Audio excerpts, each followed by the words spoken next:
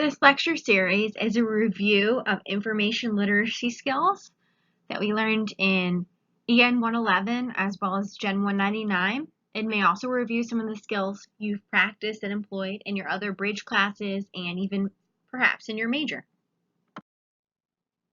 As you consider your critical concern, the specific issue that you want to address in the research part of your paper, a place to tune into is to think about what do people say about this topic? How are popular sources addressing this topic? Are they ignoring it? Are they reframing it? Is it saturated? Is it new? Is it on the edge? So if you can describe the state of the topic in the public opinion, you'll have a good idea about where to find sources and who might agree or disagree with you. So you'll be tapping into what the most popular arguments are, what the nuanced arguments are, and what the counter arguments are. And this can help you build on the complexity of your own argument.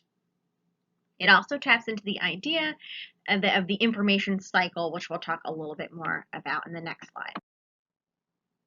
These two videos explore the information literacy cycle.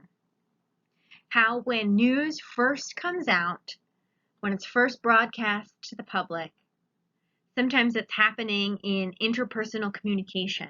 We see things on Twitter. We see updates on Facebook or Instagram, social media. We're sending each other text messages and videos in real time as it's happening. And then if enough interest is generated around a topic, either by the culture, the politics, the economics, or the society itself, then we start to see researchers tap into that pulse and start to make some decisions about how they'll research it, what methods they might use, and how they might publish it. So we start here in this personal sphere of this personal buzz of what's happening and who's going to tell it to us first. Then we'll hear things broadcast on the TV, on radio, online. That will happen all within the same day of something happening. Newspapers will get it out between 1 and 2 days. Magazines, if it's a weekly publication, might take up to a week to show a feature on it. Now we start to really spread out. Academic journals, it takes at least minimum 6 months to publish an academic journal article. If it's peer-reviewed, it takes at least a year. There's no happening under a year for an academic peer-reviewed journal article.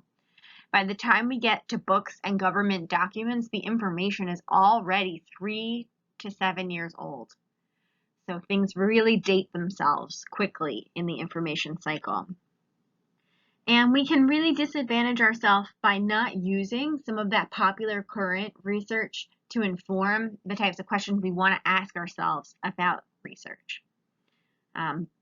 This precedent that we can only use scholarly peer-reviewed journal articles in our papers is good for maintaining the quality of information in our papers, but it is limiting because it prevents us from engaging with what's happening right now. So my suggestion to that is always to use the scholarly peer-reviewed journal articles as foundations and as theory, and then actually tap into those general and public sources and even interviews with people. I like a lot of field notes in my research where you are getting that firsthand account, that lived experience of what's happening now to keep things more relevant and more current. So for the purposes of our paper, if you want to use those more popular general sources, they can find a good home in the introductions and the conclusion sections of the research part. And then just in the bulk and the midsection of the paper, then you would rely on the scholarly and academic journal articles to support the evidence of your paper. So we're constantly navigating this strong, sturdy foundation, but also this fluid and questioning dynamic when we think about information literacy.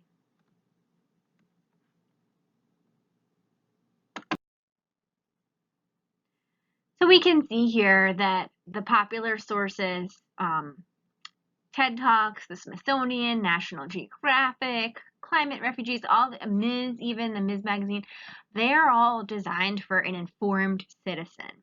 So it's not like we're reading the National Enquirer or something and trying to put that into our paper, or blogs from, just the general public. Even these sources, oftentimes people really confuse the National Geographic. They think it's an academic source. It's just the publication medium that puts it in the realm of popular.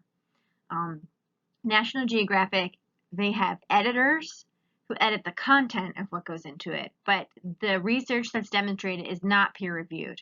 There's no peer review process. There's no one replicating the research or the theories that are in there before it's published. So that's one of the differences.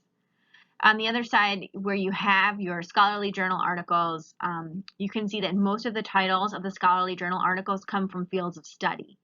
And that's an indicator of, okay, here we are. We are in the realm of scholarly journal articles. Now, the good thing is you can very easily get from point A to point B. If you have a TED Talk, often the person in the TED Talk has published scholarly work before. So you can check out their bio. You can even go to their personal webpage, or you can look them up in the library database and find the articles that they've collaborated on or worked on, or the books that they've produced. If you find something in National Geographic or a documentary, if it's a quality source, it will indicate where that information came from. And oftentimes you can find yourself back in the scholarly realm looking at a report that generated those statistics or that data that the popular source comments on. By doing this, you are getting the benefit of both worlds. So you're strong, confident, and you have a really rich understanding of what the topic means by looking at the popular sources, because they explain it in a way that we can understand. And then you take that information and those search terms and those directives, and you go back into the research field, which can be a little bit more opaque. The language is very specific to the discipline. So if it's in your discipline, you're doing great. If it's in another discipline, it might be a little bit of a challenge to read. So having that background and that confidence from the popular sources is important. Likewise, it can help you contextualize the data or the statistics that you're reading and put a human face on it. Why is this happening? Who's it happening to? And why should I care? Type of a thing.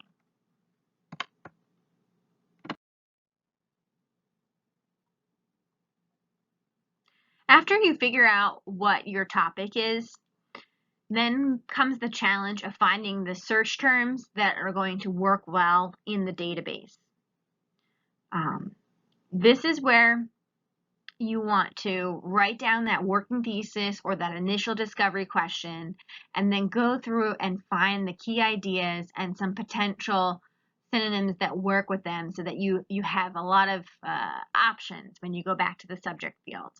If you can classify your subject area, your problem or your topic, into a field of study, you're more likely to find good search terms.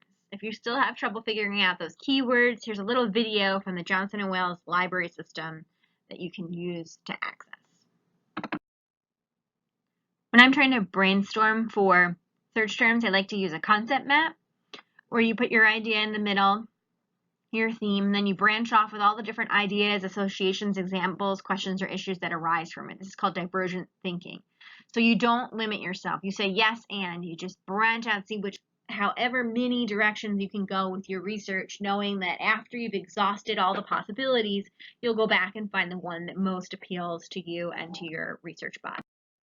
By identifying the subject terms and the fields of study that happen in your research, you'll be more likely to find good sources in the library database.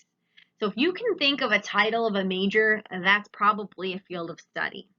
If you can think of a subject or the name of a class you've taken, that's probably would fit in the subject area.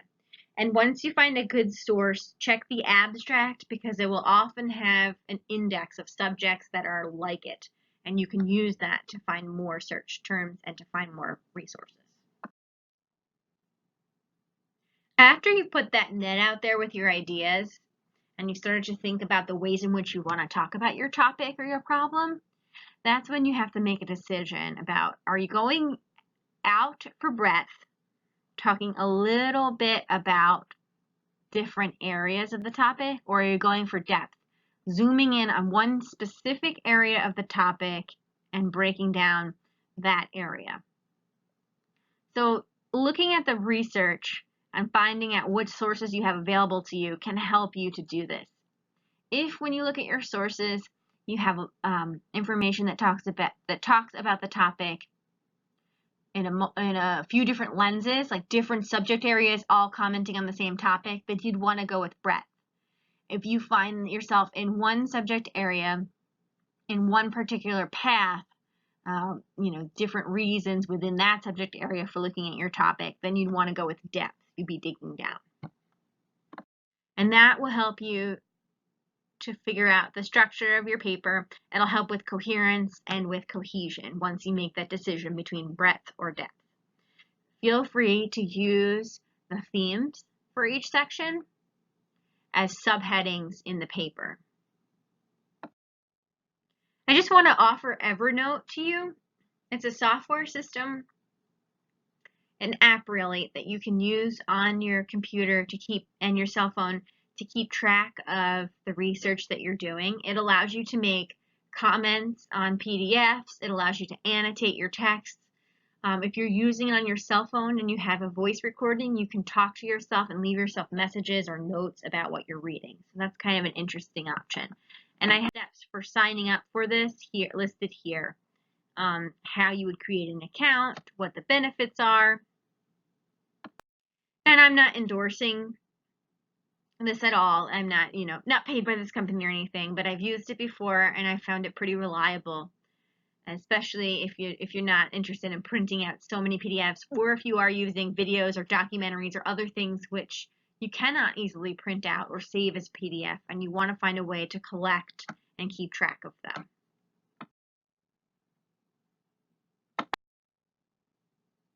So here's an example of how we can transition from the popular source all the way out to its scholarly article. I like to call this the research rabbit hole exercise.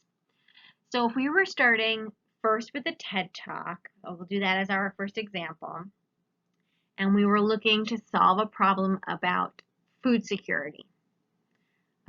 Here's a modeling of how that might look. So if my question is, how can we provide healthy foods to people at low cost to the consumer and the environment?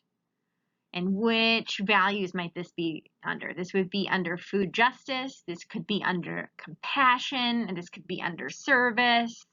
So we've got a lot of different options here with this topic. The subjects included in my question are food politics and environmental advocacy. Some of the other subtopics would be income inequality, food security, innovation, carbon tax, local food system, and food webs. The fields of study that would most be interested in my publication would be sociology, environmental science, food science, and business. In this same example, I put my search terms into the TED Talk website to try to find out, okay, are there any sources here for me? And here we go. We have one right now. This is called How We Eat Our Landscapes. Interesting title here. Okay, we've got Pam Warhorst is going to be the speaker for this. Okay, so we're already kind of tapping into who's creating this, what our title is, does it fit in with our search terms. After I get this source, I'm immediately going to test the source to make sure it's current, relevant, accurate, authoritative, and purposeful. This should be a refresher from our EM 111 days. Okay, so currency-wise, does the source fit the bill? It's around 2012, which for a TED Talk is not brand new, not too old. It's okay, right? Just because it's a little on the older side, it doesn't mean I have to throw it away because it might have some value, right? Relevance, it is very specific to my topic, so it scores high marks in that. Authority, when I look up Pam Warhurst and I see that she's the co-founder of this organization, she also has some academic books and publications under her belt. So she's having, and they're all specific to food justice. She has a lot of authority in this field, both from a professional and a scholarly perspective. When I look at the accuracy of what is being published here, that's where the currency and the accuracy often play an inverse role. So the accuracy of this is high, it's measurable. Other sources have indicated the same types of statistics about food security, so that's how I know it's high. Oftentimes when you have high accuracy, it might not be as current. The more current something is, the harder it is to demonstrate if it's accurate or not, because it might not have any peers to be evaluated against. So those two things are inverse usually with with the CRAP test. And then the relevance and authority and purpose become very important. The purpose for this piece, so was anyone paying for this? Is this an advertisement for their organization? Is there any bias to this organization or this foundation? So I did a quick background check on it, and it looks like there's no bias. There's no specific affiliation to this group. So it's in the clear, and we can use it with confidence. If my paper did not pass the CRAP test, I would say, okay, I got to throw it back and move on to something else. Now that it has passed the CRAP test, what I will do is I will create a works cited entry for it immediately, so that if I do just decide to use it in my final draft, I already have that done. And as I'm taking my notes on this video, I'll be citing them using that in-text citation, so that it's very easy to transfer over to my final draft. So after I've looked at this TED Talk, I say, okay, this is a great quality source. I'm really excited about the people who have produced it. Then what I'm going to do is I'm going to mine it and see what else is in there that I can use to find some scholarly sources. So my first step is to look at the author and to see what we can link to, right? Where will this take me? What is their history like? What pioneer studies have they contributed to? How have they gained their authority in this field?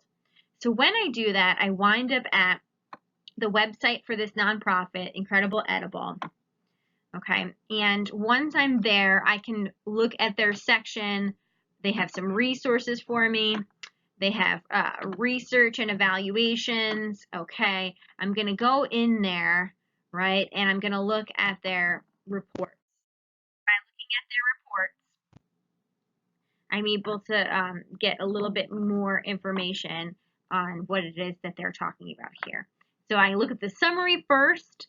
If I think, wow, this is great fuel for my paper, I want to keep looking at this, I've got a lot going on here, then I will download the whole report and look at that.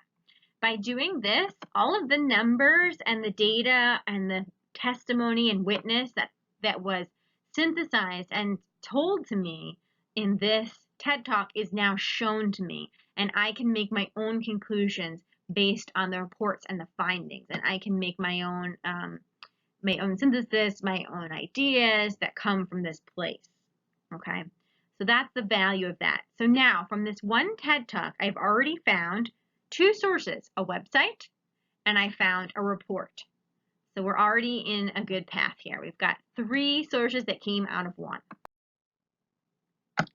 All right, in addition, when I open up the big report, I get to see that, yes, it is even more current than the talk, which is exciting as far as the CRAP test is concerned, right?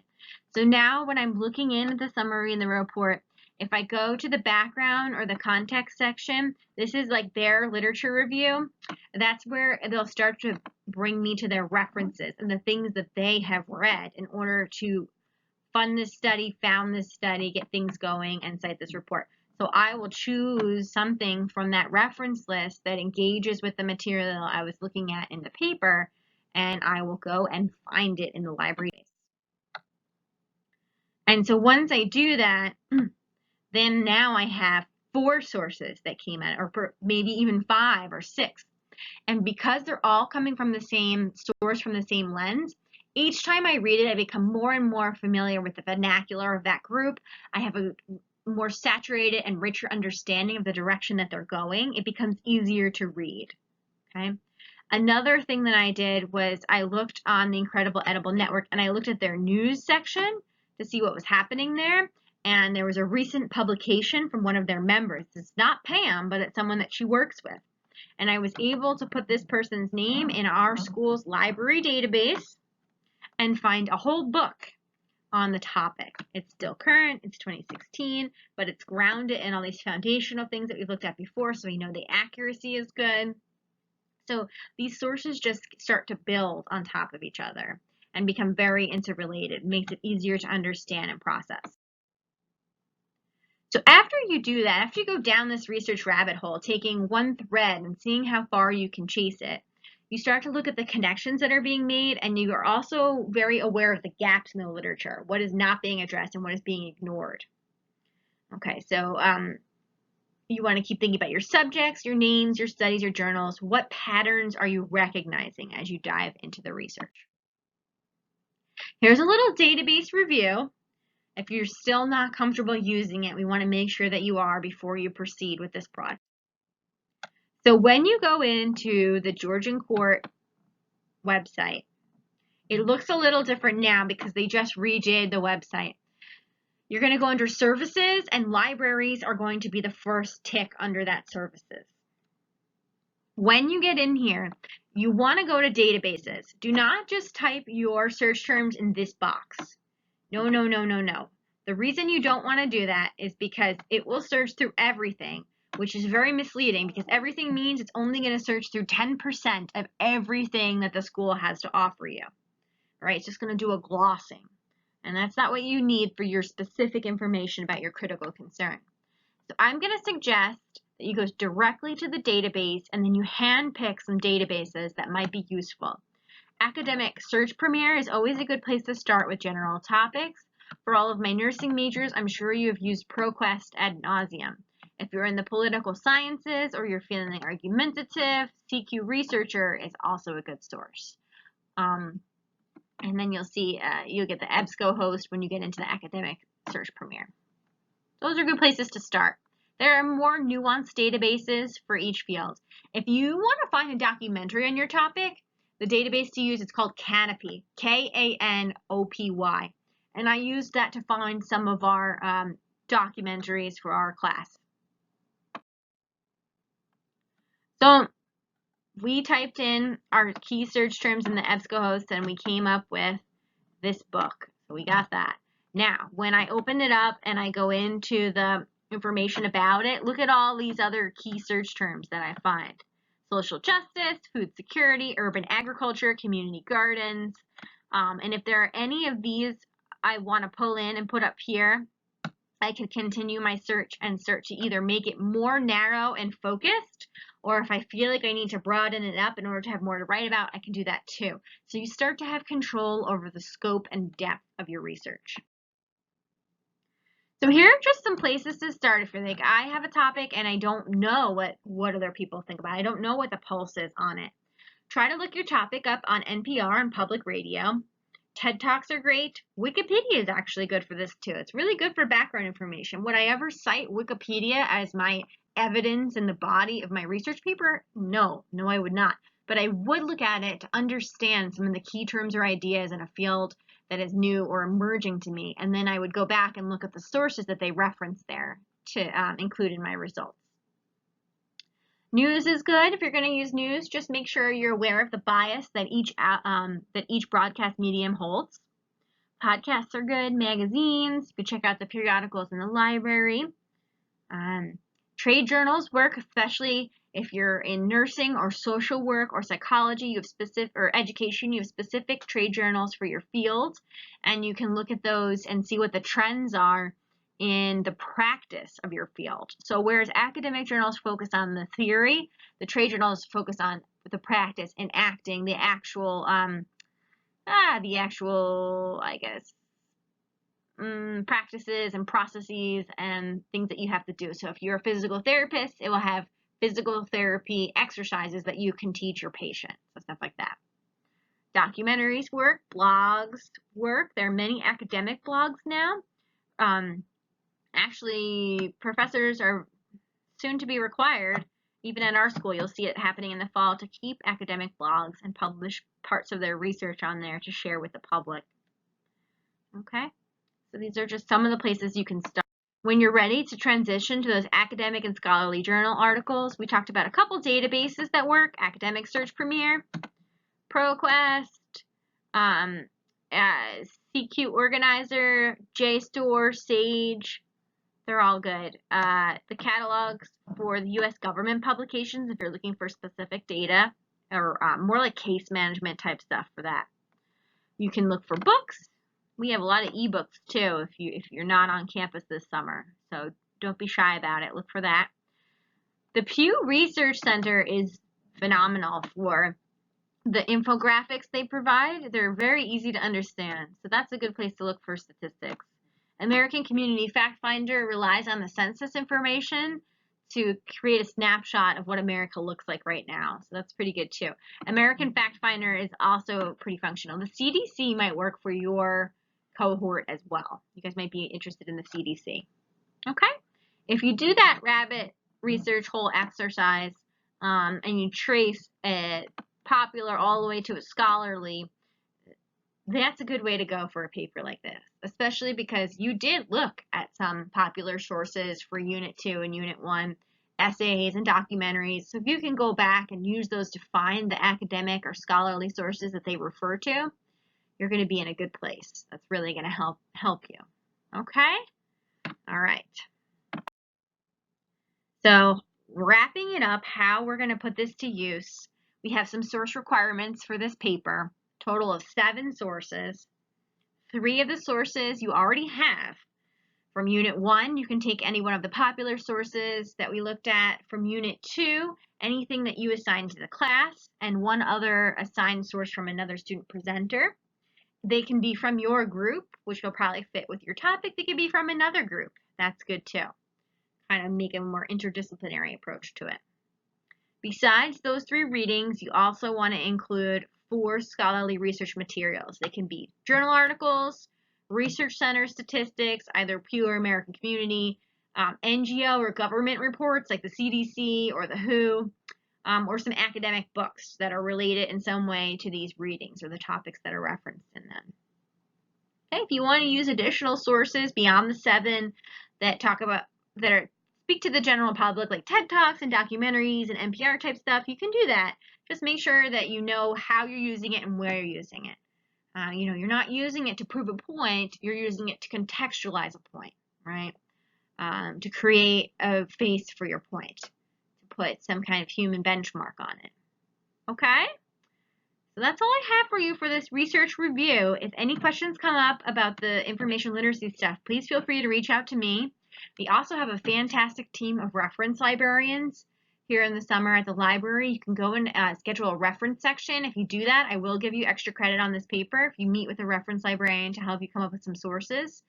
They're here to help, and they are wonderful. So yeah, if you have any questions, let me know. All right, thank you.